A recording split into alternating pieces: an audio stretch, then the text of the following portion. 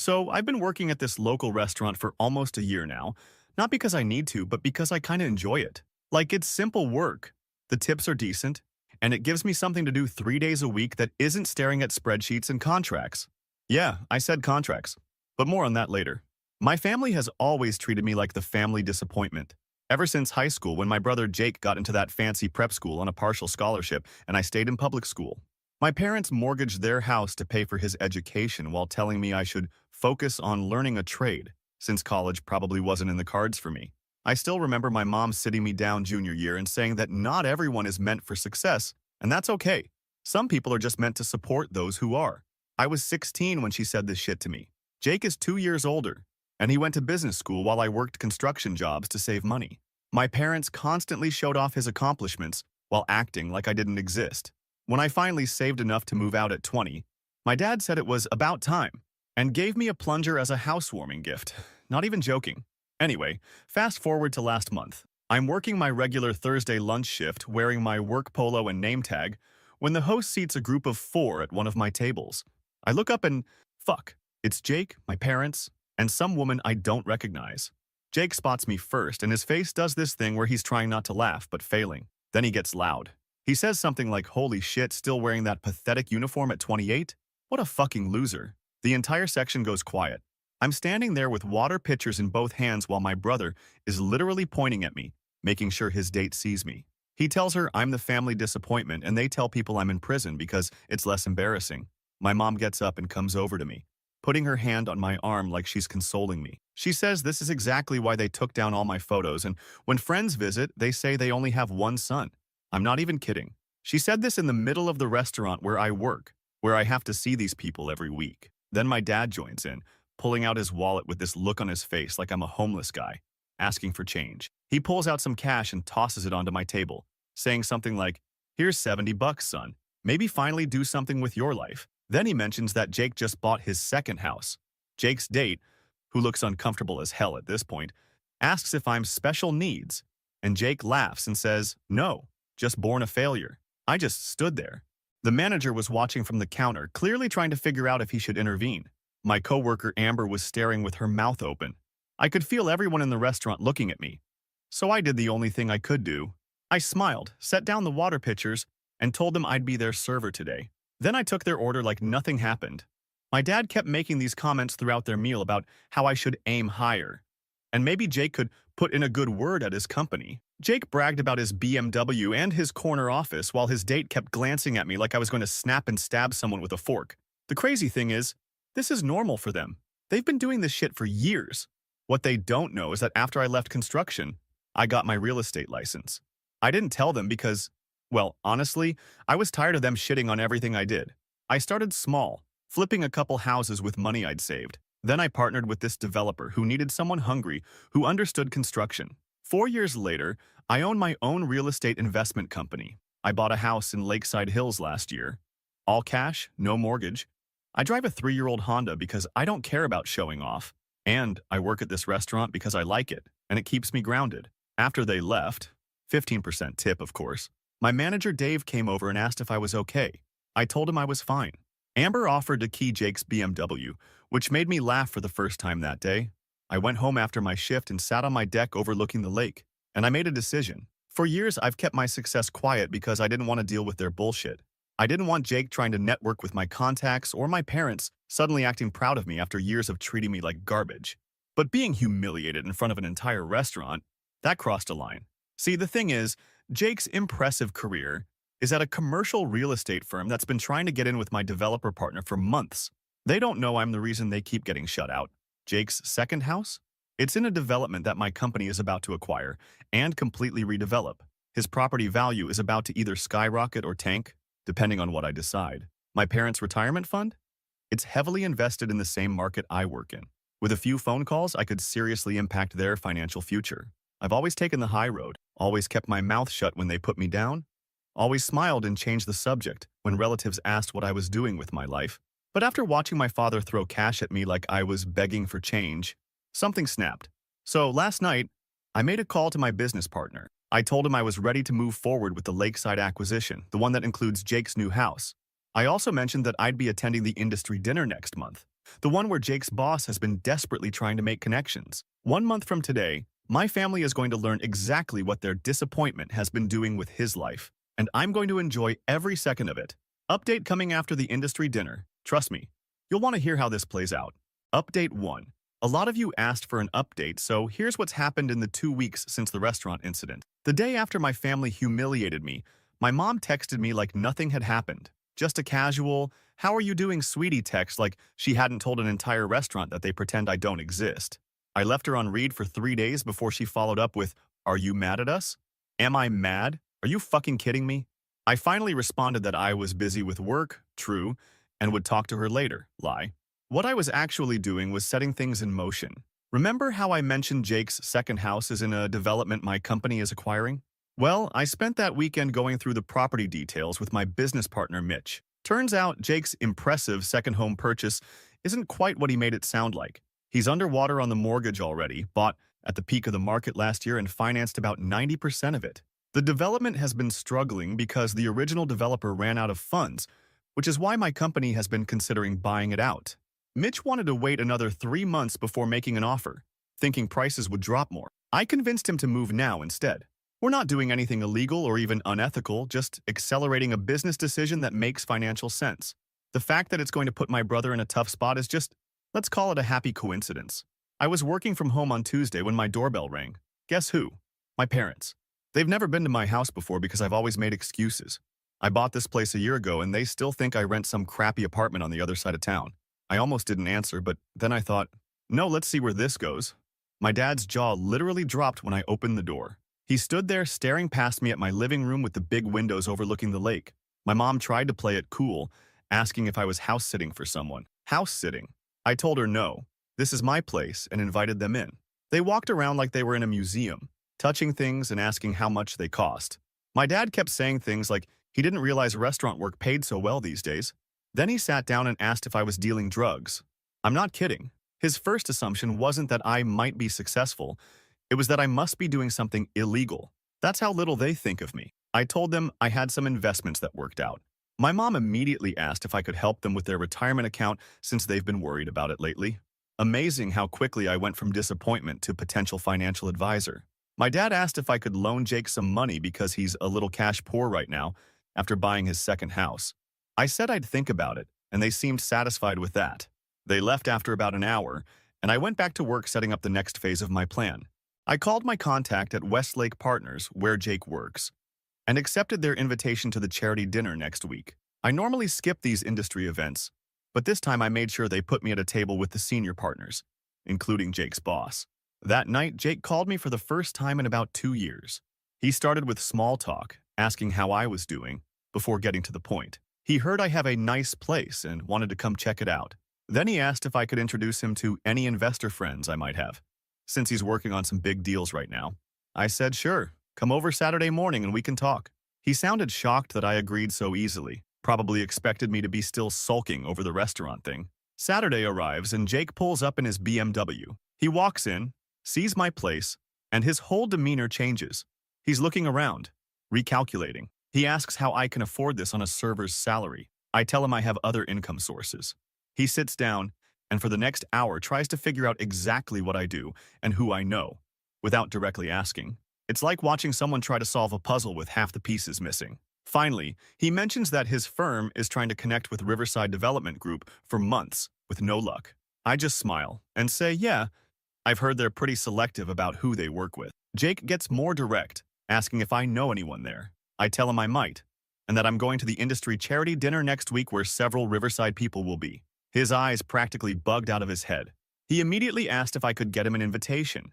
I said I'd see what I could do, knowing full well that Jake's boss already has an invitation. Jake was specifically not invited because he botched a presentation to one of Riverside's subsidiary companies last year. I spent the rest of the weekend finalizing the acquisition deal for Jake's troubled development. We're announcing it the day after the charity dinner, and the current homeowners don't know yet. The plan includes completely redesigning the community, which will require special assessments from all current owners to fund the improvements. Those who can't pay will have the option to sell back to us at 80 cents on the dollar. Jake can't afford either option right now. He's going to be fucked. Yesterday, my mom called asking if I'd spoken to Jake about helping him out. I said we had a good talk and I was considering some options. She was thrilled, talking about how the family needs to stick together and how she always knew I'd be successful someday. I asked her about that time when I was 16 and she told me some people aren't meant for success. She got quiet, then said I must have misunderstood her, that she always believed in me, that taking down my photos was just because they needed the wall space. I let her rewrite history. It doesn't matter anymore. Today, I confirmed my seat at the charity dinner. I'll be at table 1 with the CEO of Riverside, 2 senior partners from Westlake, Jake's bosses, and the mayor. Jake will be working the room as a junior associate, probably handing out business cards and trying to make connections. He has no idea I'm the reason his firm keeps getting shut out of the major deals in this region. He has no idea I own a controlling interest in the development where his second home is slowly turning into a financial disaster. And he has no idea that in exactly 1 week, everyone in that ballroom is going to know exactly who his loser brother really is. I'll update again after the dinner. Shit's about to get real. Update 2. Hey everyone, back with another update. Things have been escalating fast since my last post, and I'm still trying to wrap my head around everything that's happened. So buckle up because this shit just went nuclear. The day of the charity dinner finally arrived. I spent way too long getting ready. Not gonna lie. I actually went and bought a new suit for the occasion. Nothing flashy, just well-fitted and classic. I wanted to look the part without looking like I was trying too hard, you know? I got to the venue early to check the seating arrangements one last time. As expected, I was at table 1 with the industry big shots, including Jake's bosses from Westlake. What I wasn't expecting was to see my brother's name added to our table at the last minute. Apparently, one of the senior partners had brought him along as his +1. For a second, I thought about changing tables, but then I was like, nah, this is actually perfect. Let him see firsthand exactly who his loser brother really is. I grabbed a drink at the bar and waited. The ballroom started filling up with all these people in fancy clothes making small talk. I spotted Jake across the room immediately. He was working the crowd, shaking hands, handing out business cards, doing that fake laugh thing people do at these events. Then he saw me. The double take he did was priceless. Like his brain couldn't process what his eyes were seeing. He excused himself from whatever conversation he was having and made a beeline straight for me. He asked what the hell I was doing there, like I had crashed the party or something. I just smiled and said I was invited. Obviously. He looked at my name tag with the table number on it and literally took a step back, asked if I was someone's +1. I said no. I was specifically invited by the organizing committee. The whole time he's looking around nervously, probably worried I was going to embarrass him somehow. I just sipped my drink and acted completely casual, which was clearly freaking him out even more. Then the announcement came for everyone to find their tables for dinner. The look on Jake's face when he realized we were sitting at the same table, I wish I had a picture. He went from confused to panicked in about 2 seconds. As we walked to the table, he grabbed my arm and hissed that I better not say anything about the restaurant incident, that these people were important to his career. I just shrugged and said I was here for business, not family drama. We get to the table and the CEO of Riverside, Tom, stands up and fucking hugs me, calls me the man of the hour, says they couldn't have closed the Lakeview deal without me. Jake is standing there with his mouth literally hanging open while Tom introduces me to everyone else at the table as one of the most innovative investors in the region. Jake's boss, Richard, asks if we're related since we have the same last name. Before I can answer, Jake jumps in with some bullshit about us being distant cousins. Distant cousins. I just looked at him and said, no, we're brothers actually, born and raised in the same house. The awkward silence that followed was spectacular. Richard looked confused and said he thought Jake was an only child. Jake started stammering about how we're not close, haven't spoken in years, etc.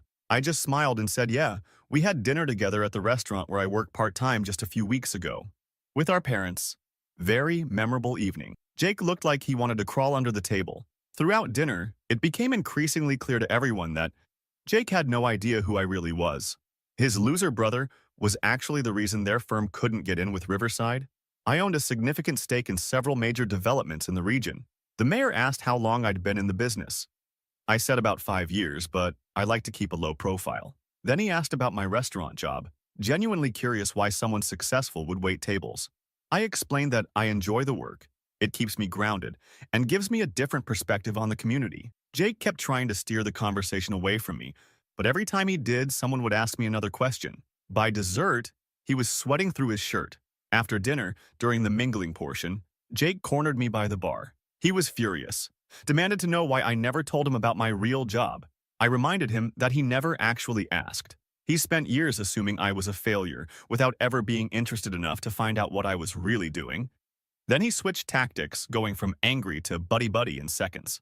Started talking about how we should join forces and how much we could accomplish together. How he always believed in me deep down. How this was all a big misunderstanding.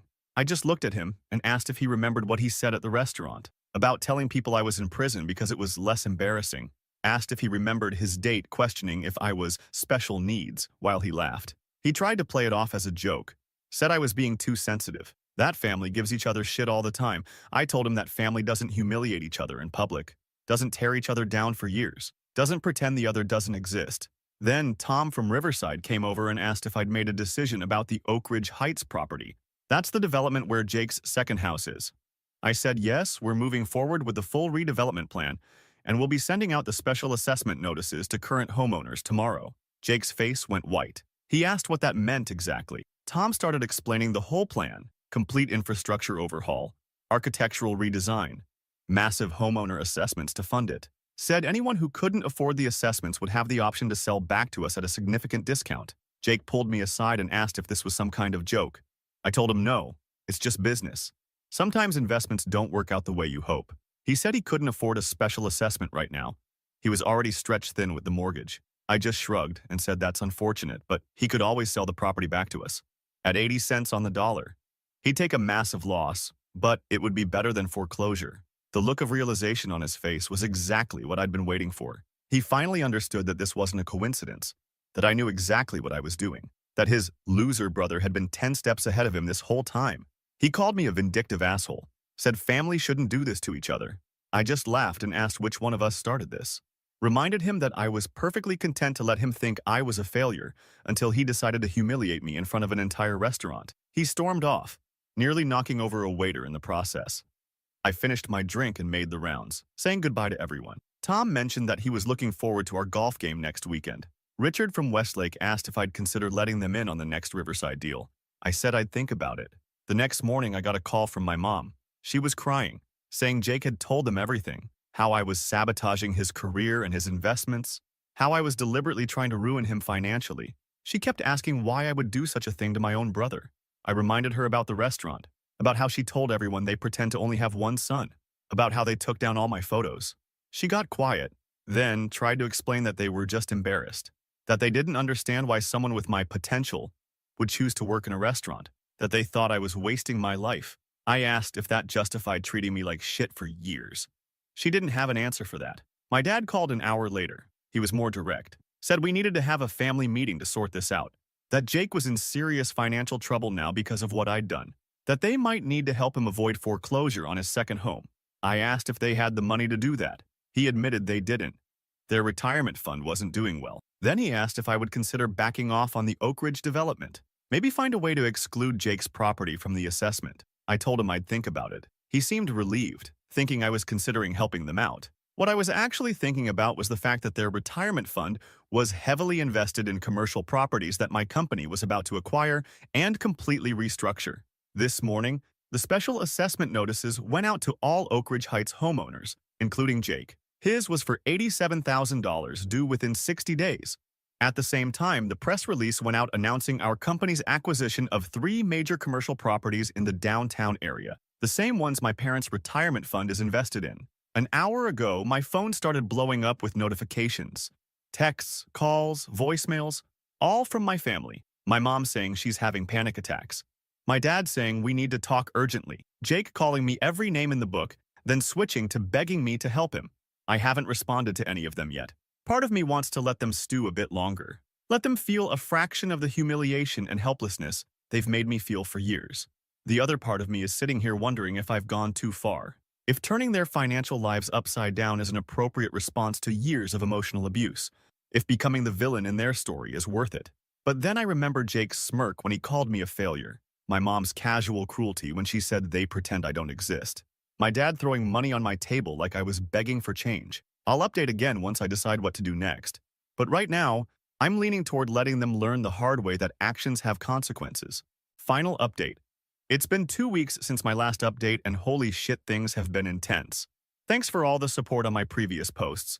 Reading your comments actually helped me stay firm when things got tough. After ignoring my family's calls and messages for 3 days, I finally agreed to meet them. Not because I felt bad or was ready to forgive them, but because I wanted to see them face to face when they realized exactly how badly they'd fucked up. I suggested meeting at a coffee shop downtown, neutral territory. I got there early and grabbed a corner table where I could see the door. My parents arrived first, looking like they hadn't slept in days. My mom's eyes were puffy from crying, and my dad had this defeated slump to his shoulders I'd never seen before. Then Jake walked in 5 minutes later. He looked pissed, not scared or sorry like my parents. The second he sat down, he started in on me, asking what the hell my problem was and if I was happy now that I'd ruined his life. I just looked at him and asked if he was seriously playing the victim right now. Reminded him that he started this by humiliating me in front of an entire restaurant and my coworkers.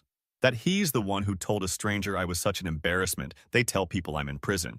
He tried to brush it off as a joke that I was taking too seriously, said I was being petty and vindictive over some harmless family teasing.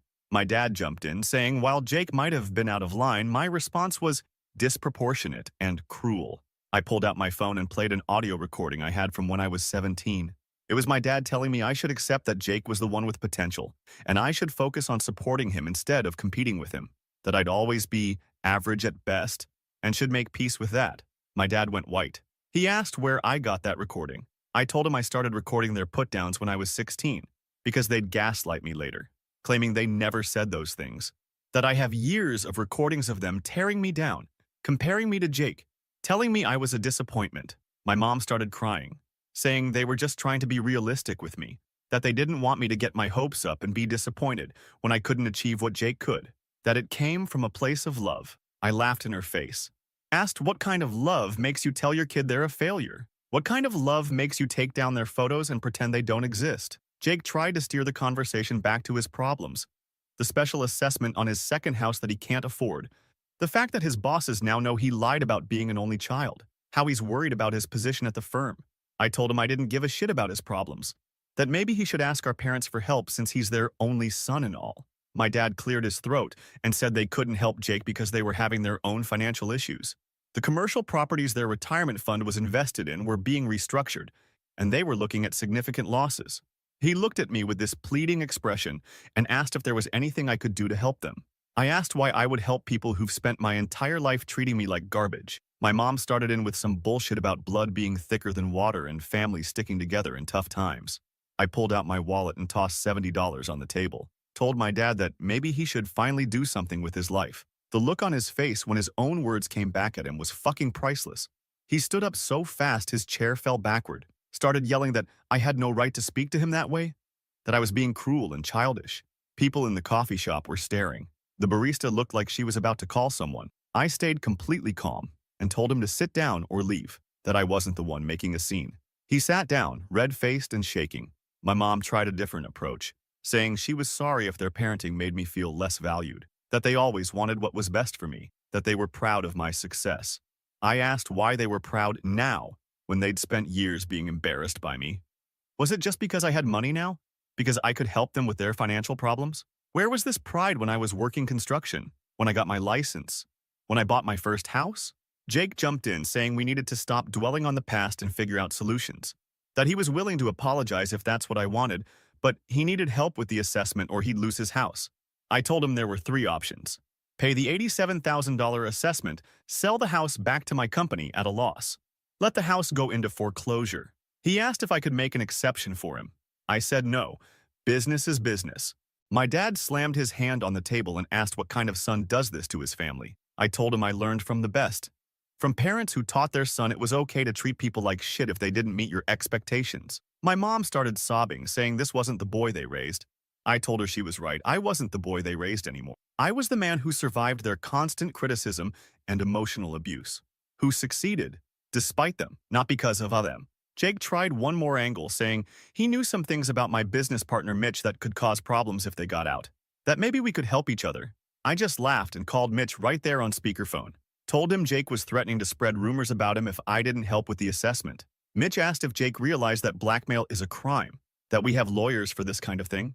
Jake went pale and started backpedaling, saying he was just desperate and didn't mean it as a threat. Mitch said he understood, but suggested Jake should think very carefully about his next move. Then he hung up. The table was silent for a long minute. Then my dad asked very quietly what I wanted from them, if this was all about revenge or if there was something they could do to make things right. I told them I didn't want anything from them, that I'd spent years trying to earn their approval and respect, and now I didn't care if I had it or not, that the assessment on Jake's house was happening regardless, and their retirement fund was going to take a hit because that's just how the market works sometimes. But I also said I wasn't going out of my way to ruin them, that these were business decisions that made sense regardless of our personal history, that Jake's house being in that development was a coincidence. I'd been looking at acquiring it for months before the restaurant incident. My mom asked if this meant I was cutting them off completely. I said I hadn't decided yet, that I'd spent 28 years being their son and gotten nothing but criticism and humiliation in return, that maybe it was time to see what life was like without them in it. Jake started getting angry again, saying I was being dramatic and acting like they'd abused me or something, that every family has issues and I was blowing things out of proportion. I stood up and told him I was done with this conversation, that Jake could figure out his housing situation on his own, that my parents could reach out again when they were ready to acknowledge how they'd treated me and offer a genuine apology, not one motivated by financial need. My dad asked one more time if I was really going to walk away from my family over hurt feelings. I told him I wasn't walking away. I was finally standing up for myself. Then I left. Over the next week, the fallout continued. Jake ended up selling his second house back to my company at a loss. He couldn't afford the assessment and couldn't get another loan to cover it. My parents had to delay their retirement by 5 years because of the hit to their investments. Jake's bosses at Westlake found out about his attempt to blackmail Mitch and put him on probation. His girlfriend, the one from the restaurant, broke up with him after hearing the full story from a mutual friend who was at the charity dinner. My mom has been sending me these long emotional texts about how much she misses me and how sorry she is for any pain they caused me. My dad hasn't reached out again. Yesterday, I ran into my mom's sister, my Aunt Karen, at the grocery store. She asked what was going on with the family, said my mom had been crying on the phone to her but wouldn't explain why. I gave her the short version. She looked surprised but not shocked. She told me something I never knew. Apparently Jake struggled a lot in elementary school. Had learning difficulties, needed tutoring, the whole thing. My parents spent thousands on specialists and private help. Meanwhile, I was doing fine on my own, getting good grades without any extra attention. She said they got so used to pouring all their resources and concern into Jake that when he finally started succeeding, they almost resented me for not needing their help. That their favoritism came from a twisted place of viewing struggle as deserving more love than independence.